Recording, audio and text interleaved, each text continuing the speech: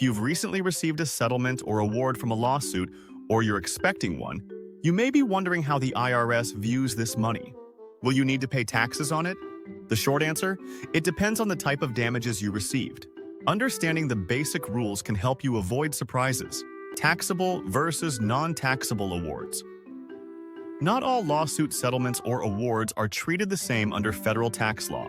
Generally, the IRS breaks them into two categories. Taxable. Awards for lost wages, lost profits, breach of contract, and most punitive damages are taxable. For example, punitive damages and awards for unlawful discrimination or harassment are taxable. If you receive compensation for back pay or unpaid wages, the IRS treats it just like income you earn on the job. It's subject to both income and employment taxes. Also taxable are damages for emotional distress without a physical injury.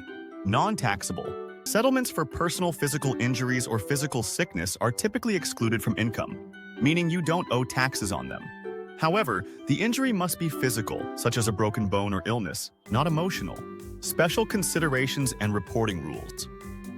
It's important to recognize that even when part of a settlement is non-taxable, other parts might not be.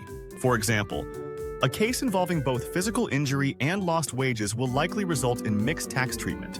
Attorney's fees are another area that can trip recipients up. Even if your lawyer is paid directly out of your settlement, you're generally taxed on the full amount before fees are deducted. This means you may owe tax on money you never actually receive. Settlements related to emotional distress or defamation are taxable unless they're tied to physical harm. And punitive damages are almost always taxable, regardless of the type of case. Why professional help matters. Navigating the tax consequences of a lawsuit award can be tricky. In many cases, the settlement agreement will play a key role in determining how the IRS classifies the payment. How damages are described in the settlement can have an impact on your tax bill. For example, it's helpful to specify which portion of a split settlement is for physical injuries versus emotional distress or lost wages. In negotiating a settlement, it may be possible to stipulate that an award is for physical injuries rather than emotional, and thus is non-taxable. Without professional guidance, you could miss opportunities to minimize your tax liability, or worse, end up underreporting income. We can help you.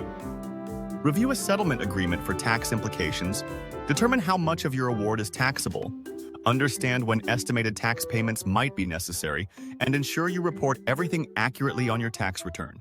Final thoughts. While winning or settling a lawsuit or legal claim can bring financial relief, it can also bring tax complexities. Don't assume that all settlement money is tax-free or that the IRS won't notice. You want to stay compliant, avoid surprises, and make the most of your award. Contact us if you've recently received a settlement, award, or judgment, or you're expecting one.